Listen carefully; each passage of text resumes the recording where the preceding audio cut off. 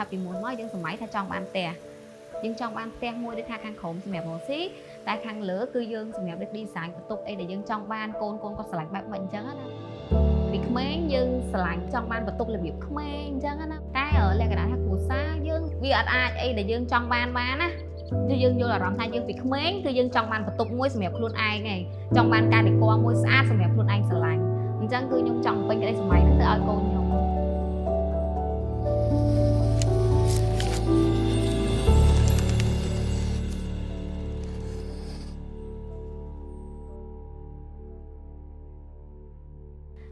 សម្រាប់ខ្ញុំឈ្មោះ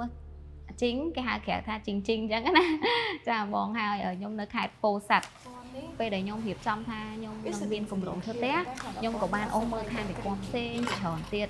គួបផ្សំទាំងម៉ៃសាក់ដែរដែលខ្ញុំតាមដានពេលចុងក្រោយហ្នឹងក៏ខ្ញុំជ្រើសរើសយកម៉ៃសាក់ព្រោះដោយសារតែពេលដើមឡើយហ្នឹងក៏យើងអត់បានតាក់តងទៅប្រើសេវាកម្មគាត់យកតែម្ដងគឺអត់ទេយើងសួរនាំសិនពេលដែលខ្ញុំនិយាយមួយគាត់ទៅមានអារម្មណ៍ថាខាងគាត់ស្រួលយល់អីពីខ្ញុំនិយាយច្រើនហើយគាត់ផ្ដល់យោបល់របស់យើងលក្ខណៈថាទាំងដែលយើងមិនទាន់សម្រេចថាប្រើសេវាកម្មគាត់ហើយខ្ញុំមើលទៅតម្លៃអីគឺសមរម្យយើងអាចទទួលយកបានអញ្ចឹងពេលដែលសួរទៅគឺថាចាប់អារម្មណ៍គាត់ក៏ស្រឡាច់យកខាងម៉ៃសាក់បងគាត់ច្បាស់លាស់ដាក់ថ្ងៃមួយខ្ញុំគឺច្បាស់ពេលថាខ្ញុំនៅខេត្តគាត់ដាក់ថ្ងៃមួយខ្ញុំថាថ្ងៃហ្នឹងគាត់មកមែនគាត់អត់សូវលើកថ្ងៃមួយខ្ញុំអត់ដែលមានបញ្ហាលើកថ្ងៃទេនិយាយទៅមិនអត់សូវទេ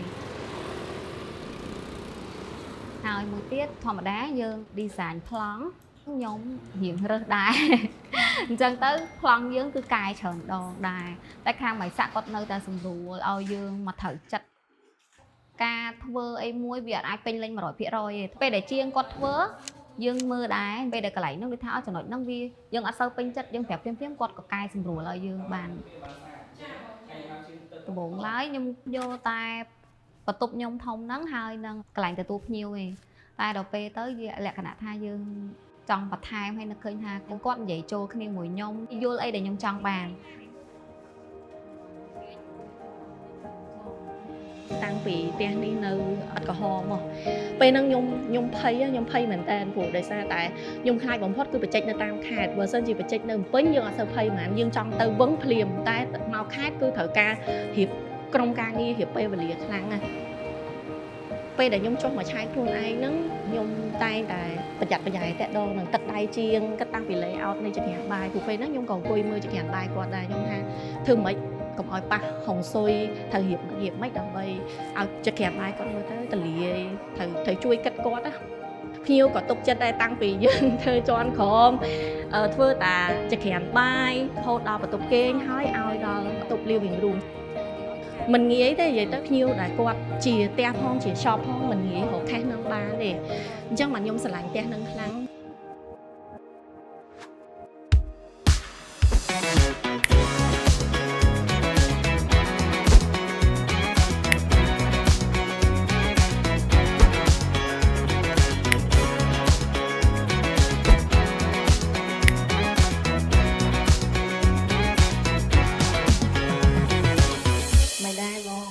មានអារម្មណ៍មិនដែរ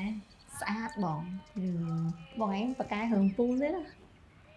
ដងម្ដងបងនៅបានចេញកន្សឹកនេះប្រហែលជា5ដងបងផ្លែនិយាយចូលមកអត់ធំក្លិនថ្នាំណាផ្លែពេលដែលបាញ់ក្លិនតែដល់ពេលហើយរួចរាល់ចូលមកអត់មានក្លិនទេចាអាហ្នឹងចំណុចតិចណាយើងគិតពីភ្ញៀវបងអាសាច់ឈើហ្នឹងក៏ពួកយើងធានាជាមួយភ្ញៀវអារឿងយើងទៅ certify ដល់នេះដល់គេយកអាប្រភេទអស់ហ្នឹងទៅតេស្តជាមួយនឹងសុខភាពអត់ឲ្យប៉ះសុខភាពអាប្រភេទឈើជំនាន់ក្រោយហ្នឹងគឺយើងធ្វើមិនខ្មិចកុំឲ្យប៉ះព្រោះអាសូម្បីតែកាយដែលគេប្រើគេយកមកកាយបិទបេះដូងបងហើយទឹកថ្នាំអីគឺតេស្តបងខ្លាំងមនុស្សម្នាក់តែងតែមានក្តីសម័យខ្លួនឯងតែបើយើងអត់ខំប្រឹងក្តីសម័យហ្នឹងក៏វាអត់បានជោគជ័យដែរទៅអារម្មណ៍នឹងជាក់ស្ដែងសុបាយចិត្តមួយយើងពេញក្តីសម័យខ្លួនឯងបាននេះអាចនិយាយបានថាគោលដៅធំមួយសម្រាប់គ្រួសារខ្ញុំណាហើយមួយទៀត concept ដែលខ្ញុំស្រឡាញ់វាចេញរូបរាងមកស្អាតលើប្លង់ 3D ទៀតព្រោះដោយសារតែពេលយើងមើលប្លង់ឃើញថាវាស្អាតហើយតែជាក់ស្ដែងមកគឺវាស្អាតជាងក្នុងរូបទៀតចា៎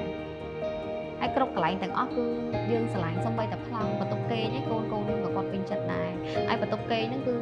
nhom khla côn khla dương mình thay dương sầm lạnh vô tập luôn ấy nhưng xua ra là côn quạt sải mình em mình chân hết á